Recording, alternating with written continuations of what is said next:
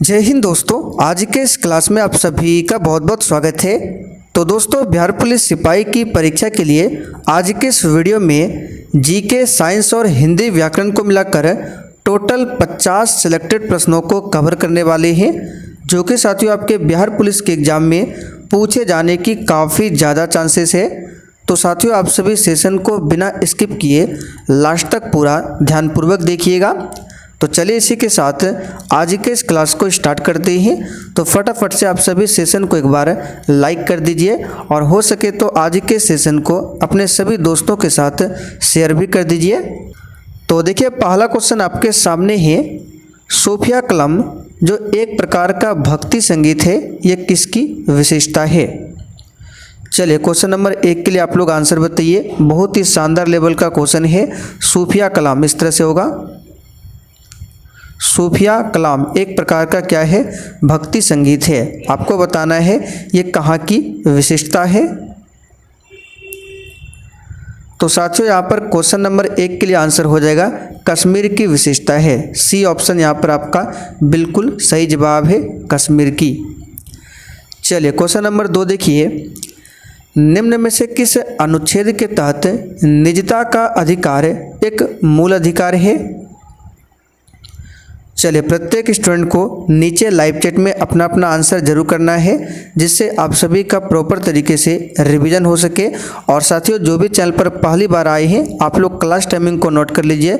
Bihar police के लिए अगर आप लोग लाइव में प्रैक्टिस सेट लगाना चाहते हैं तो आप लोग रात 8 बजे की क्लास को देखिए। ये महा मैराथन क्लास चलता है बिहार पुलिस के लिए, और एक क्लास है दोपहर 3 बजे, जो कि अभी आप लोग देख रहे हैं। और इसका PDF आपको टेलीग्राम पर मिल जाएगा। टेलीग्राम का लिंक इसी वीडियो के नीचे डिस्क्रिप्शन बॉक्स में है। तो साथियों, निम्न में से किस अनुच्छेद के तहत निजता का अधिकार एक मूल अधिकार है? तो याद रखिएगा, इस क्वेश्चन का आंसर क्या हो जाएगा? अनुच्छेद 21। जेरूसलम किन लोगों का तीर्थ स्थल है? और साथियों, सेशन के लास्ट में आप सभी को कमेंट करके अपना अपना स्कोर हमें ज़रूर बताना है। तो सबसे पहले आपको पता होना चाहिए जेरूसलम कहाँ पर है। तो देखिए, जेरूसलम जो है इजराइल देश में है, और ये मूलतः जो है यहूदियों का देश है। तो जेरूसलम किन लोगों का तीर्थ स्थल है पूछा जा रहा है, तो इसका आंसर क्या हो जाएगा? इनमें से सभी का, यानी कि ईसाइयों का भी है, यहूदियों का भी है, और मुसलमानों का भी तीर्थ स्थल है जेरूसलम। चलिए आगे बढ़ते हैं। और यहाँ से आपको ध्यान रखना है, पूछा जाता है कि ईसाई धर्म का पवित्र ग्रंथ कौन सा है? बाइबिल। ध्यान रखिएगा, क्या है? बाइबिल। फोर्ट विलियम कॉलेज कहाँ पर है? साथियों, बिल्कुल इसी टाइप के क्वेश्चन आपके एग्जाम में भी पूछे जाएंगे। फोर्ट विलियम कॉलेज कहाँ पर है? तो साथियों, फोर्ट विलियम कॉलेज की बात करें, ये कोलकाता में है। कहाँ पर है? कोलकाता में। और फोर्ट विलियम कॉलेज की स्थापना जो है 1800 ईस्वी में किया गया था। कब किया गया था? 1800 ईस्वी में। और इस फोर्ट विलियम का प्रथम अध्यक्ष कौन था? तो चार्ल्स आयर। यहाँ पे लिख देते हैं, कौन था? तो चार्ल्स आयर फोर्ट विलियम का प्रथम अध्यक्ष था। पंजाबी भाषा किस लिपि में लिखी जाती है? चलिए, 5 के लिए आंसर बताइए। और साथियों, बहुत ही जल्द मैथ के लिए भी प्रैक्टिस सेट स्टार्ट करने वाले हैं, और ऐसे रीजनिंग के लिए प्रैक्टिस सेट अभी चल रहा है शाम 7:30 बजे में। ये आपको मेरे दूसरे चैनल पर मिलेगा। उस चैनल का लिंक इसी वीडियो के नीचे डिस्क्रिप्शन बॉक्स में है। तो देखिए, पंजाबी भाषा किस लिपि में लिखी जाती है? तो याद रखिएगा, गुरुमुखी लिपि में। यहाँ पर बी ऑप्शन आपका सही जवाब है। अब यहाँ से क्वेश्चन बनता है, गुरुमुखी लिपि जो है इसका आरंभ किसने किया था? तो याद रखिएगा, सिखों के दूसरे गुरु अंगद देव ने। किसने किया था? गुरु अंगद देव ने। सिखों के दूसरे गुरु थे। सिख धर्म में टोटल 10 गुरु है। पहले गुरु का नाम क्या है? गुरु नानक देव। और अंतिम गुरु का नाम है गुरु गोविंद सिंह। भारतीय पंचांग का अंतिम मास कौन सा होता है? चलिए, 6 के लिए आंसर बताइए। भारतीय पंचांग का अंतिम मास कौन सा होता है? तो देखिए ये पूछा हुआ क्वेश्चन है, अंतिम मास होता है फाल्गुन, ध्यान रखिएगा। भारतीय पंचांग का अंतिम मास होता है फाल्गुन और भारतीय राष्ट्रीय पंचांग का पहला मास पूछे तो होता है चैत्र। अंतिम फाल्गुन और पहला चैत्र। अच्छा, आप लोग कमेंट करके बताइए शक संवत को किसने चलाया था, कब चला था? तो 78 AD में चला था। आप लोग बताइए किसने चलाया था। विश्व में जंगली गधा एकमात्र कहाँ पर पाया जाता है? चलिए, बहुत ही शानदार क्वेश्चन है, आंसर बताइए। विश्व में जंगली गधा एकमात्र कहाँ पर पाया जाता है? तो इस क्वेश्चन का आंसर जो भी बच्चे बी बता रहे हैं उनका बिल्कुल सही जवाब है, कच्छ के रण में पाया जाता है। ध्यान रखिएगा। सुंदरवन की बात करें, ये पश्चिम बंगाल में है और सुंदरवन बाघ के लिए प्रसिद्ध है। ध्यान रखिएगा, किसके लिए? बाघ के लिए। भारतीय संसद के दोनों सदनों की संयुक्त बैठक का प्रावधान किस देश के संविधान से अपनाया गया है?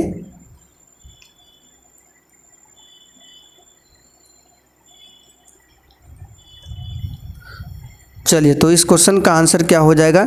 ऑस्ट्रेलिया देश के संविधान से। कहाँ से लिया गया है? ऑस्ट्रेलिया देश के संविधान से। अच्छा, संयुक्त बैठक के बारे में किस आर्टिकल में बताया गया है? तो आर्टिकल 108 में बताया गया है। और साथियों, संयुक्त बैठक को बुलाता कौन है? राष्ट्रपति बुलाता है। ध्यान रखिएगा। लेकिन इसकी अध्यक्षता कौन करता है? लोकसभा का अध्यक्ष। 10 डिग्री चैनल किसको पृथक करता है? साथियों, आप लोग डेली क्लास को अटेंड कीजिए, एक भी दिन आपको क्लास मिस नहीं करना है। 10 डिग्री चैनल किसको पृथक करता है?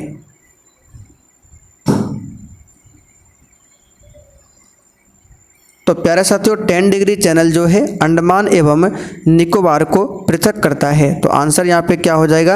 अंडमान को निकोबार द्वीप से। 9 डिग्री चैनल पूछा जाता है, लक्षद्वीप और मिनिकॉय को अलग करता है 9 डिग्री चैनल। 8 डिग्री चैनल पूछे तो मालदीव एवं मिनिकॉय को अलग करता है 8 डिग्री चैनल। एक पूछा जाता है पाक स्ट्रेट, पाक स्टेट ये किसके किसके मध्य में है? तो तमिलनाडु और श्रीलंका को अलग करता है पाक स्ट्रेट। ब्रह्मपुत्र नदी तिब्बत में किस नाम से जानी जाती है? चलिए, 10 के लिए आंसर बताइए। और देखिए, जितने भी लोग अभी वॉचिंग कर रहे हैं, प्लीज़ आप सभी से रिक्वेस्ट है, जिन्होंने सेशन को लाइक नहीं किया है सबसे पहले सेशन को लाइक कीजिए। तो देखिए साथियों, ब्रह्मपुत्र नदी तिब्बत में किस नाम से जानी जाती है? सही आंसर है सांगपो के नाम से जानी जाती है। और इसी ब्रह्मपुत्र नदी को बांग्लादेश में जमुना पुकारा जाता है। क्या पुकारा जाता है? जमुना। और इसी ब्रह्मपुत्र नदी को अरुणाचल प्रदेश में दिहांग बोला जाता है, दिहांग। इन सारे फैक्टों को याद रखिएगा। ब्रह्मपुत्र नदी कहाँ से निकलती है? तो तिब्बत में मानसरोवर झील से निकलती है ब्रह्मपुत्र नदी। और भारत से होकर बहने वाली सबसे लंबी नदी का नाम पूछे तो यही ब्रह्मपुत्र नदी है। लेकिन भारत में सबसे लंबी नदी पूछे तो हो जाएगा आपका गंगा नदी। ब्रज हिंदी की किस उपभाषा के अंतर्गत आता है?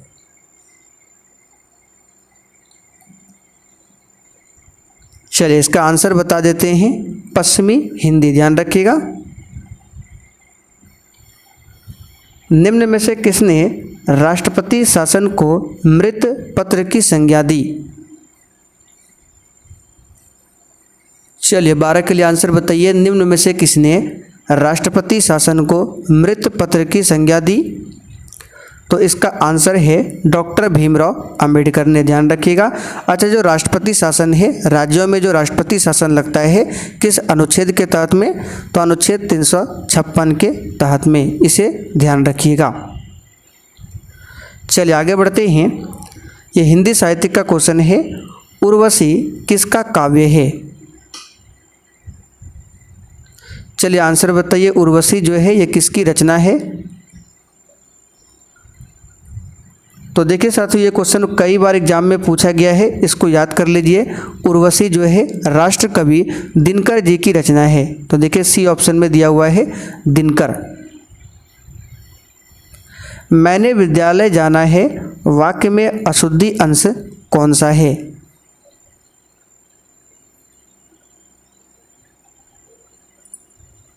तो सिंपल सा क्वेश्चन है, यहाँ पे मैंने नहीं होगा, यहाँ पे क्या होगा, मुझे विद्यालय जाना है।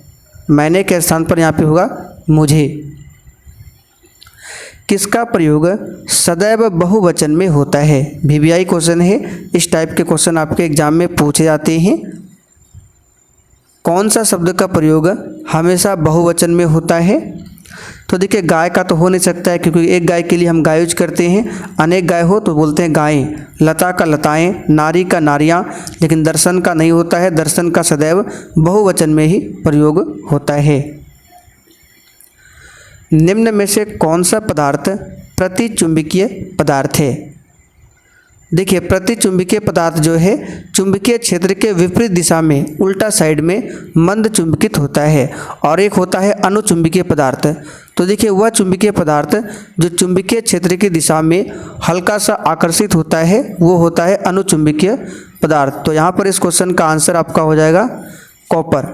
चलिए आगे देखिए, वह युक्ति जो विद्युत धारा तथा चुंबकीय क्षेत्र पर निर्भर नहीं करती है कौन सी है? चलिए 17 के लिए आंसर बताइए। वह युक्ति जो विद्युत धारा तथा चुंबकीय क्षेत्र पर निर्भर नहीं करती है कौन सी है? तो इस क्वेश्चन को ध्यान रखिएगा, इंपॉर्टेंट क्वेश्चन है। ये आपका हो जाएगा तापीय पुंज। क्या हो जाएगा? तापीय पुंज। ये विद्युत धारा तथा चुंबकीय क्षेत्र पर निर्भर नहीं करती है। चलिए आगे बढ़ते हैं। गति के दौरान किसी यहाँ पे कार होगा। गति के दौरान किसी कार के टायर में वायु दाब क्या होता है? चलिए 18 के लिए आंसर बताइए। गति के दौरान किसी कार के टायर में जो वायु दाब होता है वो क्या होता है? तो साथियों ध्यान रखिएगा, बढ़ जाता है। निम्न में कौन सी गति सरल आवर्त गति नहीं है? चलिए 19 के लिए आंसर बताइए। निम्न में से कौन सी गति सरल आवर्त गति नहीं है? आंसर हो जाएगा सूर्य के चारों ओर ग्रह की गति। देखिए, सूर्य के चारों ओर किसी ग्रह की गति जो होती है वो आवर्ती गति होती है। किस प्रकार की गति होती है? आवर्ती गति। ध्यान रखिएगा, आवर्ती गति, किंतु सरल आवर्त गति नहीं होती है। बाकी ये सभी ऑप्शन जो है ये सभी सरल आवर्त गति के उदाहरण है। अनुनाद पर प्रणोदित दोलनों का आयाम होता है।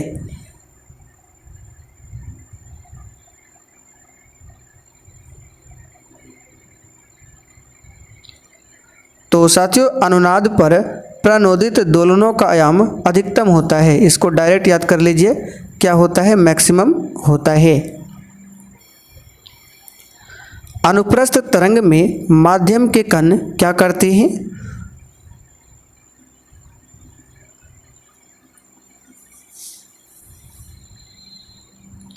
चलिए 21 के लिए आंसर बताइए। अनुप्रस्थ तरंग में माध्यम के कण क्या करते हैं?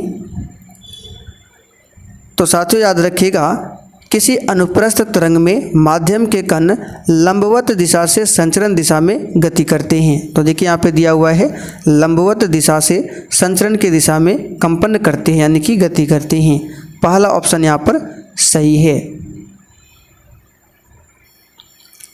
सिंधु सभ्यता की मोहरों पर जो स्वास्तिक बना है, इसके चिन्ह से किस देवता की उपासना का अनुमान लगाया जाता है?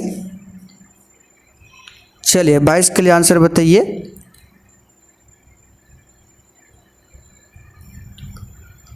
तो प्यारे साथियों, इस क्वेश्चन का आंसर यहाँ पे क्या हो जाएगा? चलिए इस क्वेश्चन का आंसर हो जाएगा सूर्य देवता की उपासना का अनुमान लगाया जाता है।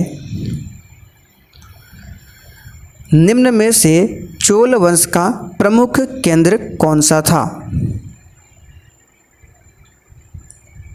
चलिए 23 के लिए आंसर बताइए। निम्न में से चोल वंश का प्रमुख केंद्र कौन सा था? तो साथियों इस क्वेश्चन का आंसर हो जाएगा तंजौर। चोल वंश का प्रमुख केंद्र था तंजौर। और चोल वंश की राजधानी कहाँ पर थी? तंजौर में थी। चोल वंश का संस्थापक कौन था? विजयालय, ध्यान रखिएगा। और यहाँ पे क्वेश्चन बनता है, इसे ध्यान रखिएगा, बता देते हैं। चोल सेना की सबसे महत्वपूर्ण विशेषता पूछा जाता है, क्या था? तो सशस्त्र नौसेना, ध्यान रखिएगा। आपसे एग्जाम में पूछेगा कि किस वंश की विशेषता सशस्त्र नौसेना थी, तो याद रखिएगा चोल। निम्न में से किस स्थान पर सिकंदर की मृत्यु हुई थी?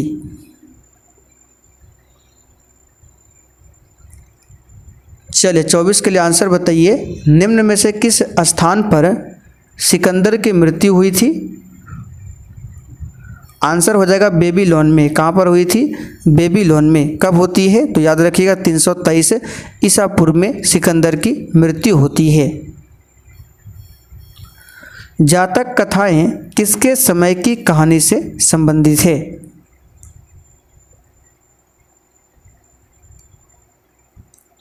तो देखिए जातक कथा जो है ये भगवान बुद्ध के पूर्व जन्मों की कथा है। तो आंसर यहाँ पे हो जाएगा बोधिसत्व।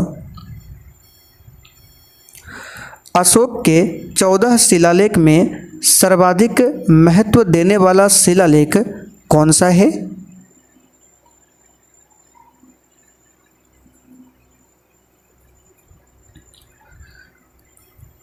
तो साथियों इस क्वेश्चन का आंसर क्या हो जाएगा? इसका आंसर हो जाएगा 26 के लिए आंसर यहाँ पे क्या हो जाएगा? 13वां शिलालेख। ध्यान रखिएगा 14 शिलालेख थे अशोक के महत्वपूर्ण, और सर्वाधिक महत्व देने वाला जो शिलालेख है ये है 13वां शिलालेख। और इसी 13वें शिलालेख से कलिंग विजय का उल्लेख मिलता है। कांग्रेस का 1906 का अधिवेशन जिसमें स्वराज को लक्ष्य घोषित किया गया था, कहाँ पर हुआ था?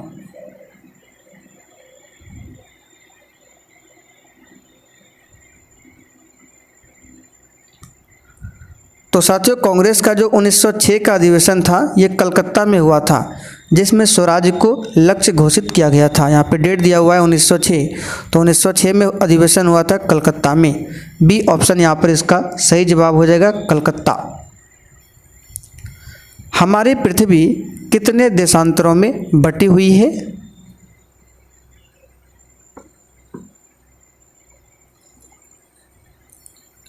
तो साथियों हमारी पृथ्वी 360 देशांतरों में बटी हुई है, ध्यान रखिएगा। लीनिंग टावर ऑफ पीसा कहाँ पर स्थित है, जिसको बोलते हैं पीसा की झुकी मीनार? तो सिंपल सा क्वेश्चन है, लीनिंग टावर ऑफ पीसा जो है ये इटली में स्थित है। कहाँ पर है? इटली में।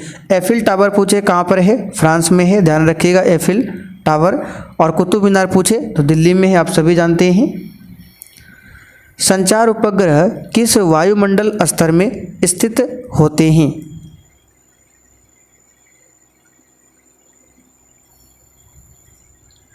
ये तो बहुत ही सिंपल सा क्वेश्चन है, आयन मंडल में। ध्यान रखिएगा आयन मंडल में। वायुमंडल में टोटल 5 परत है, जिसमें पहली परत का नाम है क्षोभ मंडल, दूसरी परत का नाम है समताप मंडल।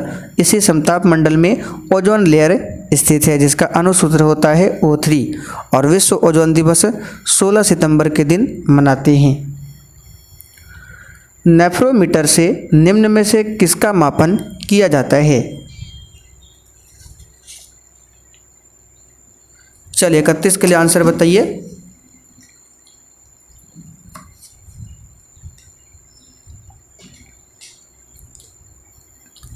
तो देखिए साथियों नेफ्रोमीटर से बादलों की दिशा एवं गति मापा जाता है। आंसर हो जाएगा बी ऑप्शन। गवर्नर द्वारा जारी किया गया अध्यादेश किसके द्वारा मंजूर किया जाता है? चलिए 32 के लिए आंसर बताइए। गवर्नर यानी कि राज्यपाल। देखिए राज्यपाल जो अध्यादेश जारी करता है किस सूची पर करता है पूछा जाता है, तो राज्य सूची और समवर्ती सूची पर राज्यपाल अध्यादेश जारी कर सकता है। किस आर्टिकल के तहत? तो 213 के अंतर्गत में। तो यहाँ पर इसका आंसर हो जाएगा विधान मंडल। आंसर क्या हो जाएगा? विधान मंडल। अच्छा राष्ट्रपति जो अध्यादेश जारी करता है किस आर्टिकल के तहत? तो 123 आर्टिकल के तहत। बिहार विधानसभा के वर्तमान सदस्य संख्या कितनी है?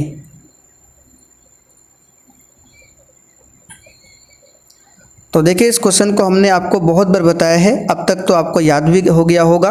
बिहार में विधानसभा के वर्तमान सदस्य संख्या पूछे तो 243 है। बिहार में विधान परिषद में सदस्यों की संख्या पूछे 75 है। बिहार में राज्यसभा के सदस्यों की संख्या पूछे 16 है। बिहार में लोकसभा में सदस्यों की संख्या पूछे तो 40 है। इन सारे फैक्टों को ध्यान रखिएगा। राष्ट्रीय ग्रामीण रोजगार गारंटी अधिनियम लागू हुआ था, चलिए जिसको बोला जाता है नरेगा। हालांकि नरेगा का नाम बदल चुका है, नरेगा का नाम अब हो गया है मनरेगा। तो देखिए राष्ट्रीय ग्रामीण रोजगार गारंटी अधिनियम ये लागू हुआ था फरवरी 2006 में, और ये जो एक्ट आया था नरेगा एक्ट NAREGA,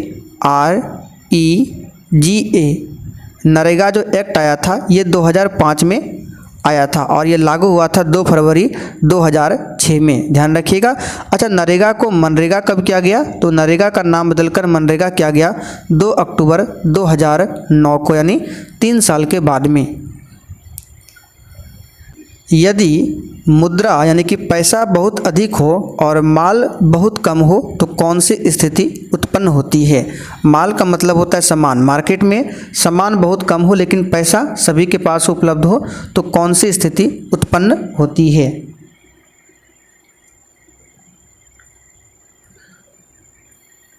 तो इस क्वेश्चन का जो आंसर हो जाएगा, इसका आंसर क्या हो जाएगा याद रखिएगा, मुद्रास्फीति उत्पन्न होती है, जिसको इन्फ्लेशन भी बोला जाता है।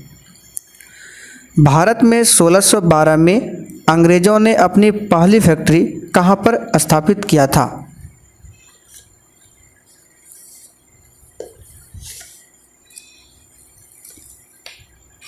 चलिए आंसर बताइए फटाफट से, कहाँ पर किया था? तो इस क्वेश्चन का आंसर हो जाएगा सूरत में। कहाँ पर? सूरत में। The struggle for India soul पुस्तक के लेखक कौन है?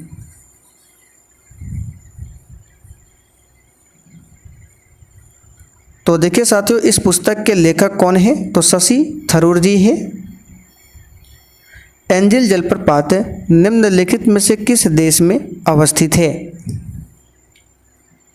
चलिए आंसर करते चलिए फटाफट से।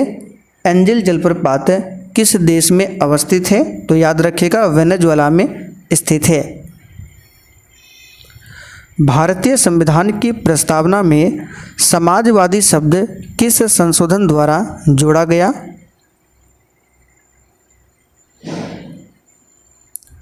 तो प्यारे साथियों, इस क्वेश्चन का आंसर क्या हो जाएगा 39 के लिए? तो याद रखिएगा 39 के लिए आंसर हो जाएगा 42वां संशोधन, जो कि 1976 में हुआ था। एक नया राज्य बनाने में संवैधानिक संशोधन के लिए कैसा बहुमत चाहिए?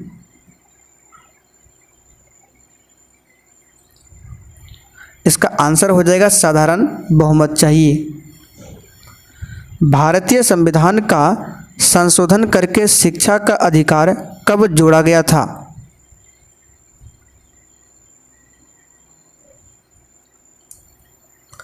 तो ये क्वेश्चन एग्जाम के लिए इम्पोर्टेंट बन सकता है, इसको अभी याद कर लीजिए। 1 अप्रैल 2010 को निम्नलिखित अंग्रेजों में किसे जहांगीर ने खान की उपाधि से सम्मानित किया था? तो साथियों 42 के लिए आंसर यहाँ पे हो जाएगा हॉकिंस को। किसको किया था? हॉकिंस को। वैज्ञानिक जिसने सर्वप्रथम खोजा कि पृथ्वी सूर्य के चारों ओर चक्कर लगाती है, उस वैज्ञानिक का नाम क्या है? तो साथियों उस वैज्ञानिक का नाम है कोपरनिकस। हमारी आकाशगंगा के केंद्र की परिक्रमा करने में सूर्य को औसतन कितना समय लगता है? तो साथियों याद रखिएगा लगभग 25 करोड़ वर्ष। जिस तारामंडल के तारे ध्रुव तारे की ओर संकेत करते हैं वह कौन सा है? तो वह तारा है सप्तऋषि। कौन सा है? सप्तऋषि। नाटो का 31वां सदस्य देश कौन सा बना है? नाटो। चलिए फटाफट से आंसर बताइए, जिसका फुल फॉर्म होता है नॉर्थ अटलांटिक ट्रीटी ऑर्गेनाइजेशन। तो इसका हेडक्वार्टर कहाँ पर है? बेल्जियम की राजधानी ब्रुसेल्स में है। और इसका 31वां सदस्य देश बना है फिनलैंड, जिसकी राजधानी कहाँ पर है? हेलसिंकी है। चलिए अगला क्वेश्चन देखिए, क्योटो प्रोटोकॉल कब से प्रभावी हुआ था? चलिए 47 के लिए आंसर बताइए, क्योटो प्रोटोकॉल कब से प्रभावित हुआ था? तो इसका आंसर हो जाएगा 2005 से। और इसे अपनाया कब गया था क्योटो प्रोटोकॉल को? तो 1997 में, ध्यान रखिएगा 1997 में। हुंडरू जलप्रपात कहाँ पर स्थित है? चलिए आसान क्वेश्चन है, हुंडरू जलप्रपात आपका स्वर्ण रेखा नदी पर स्थित है। भारत की राष्ट्रीय अर्थव्यवस्था का सबसे बड़ा स्रोत कौन सा है?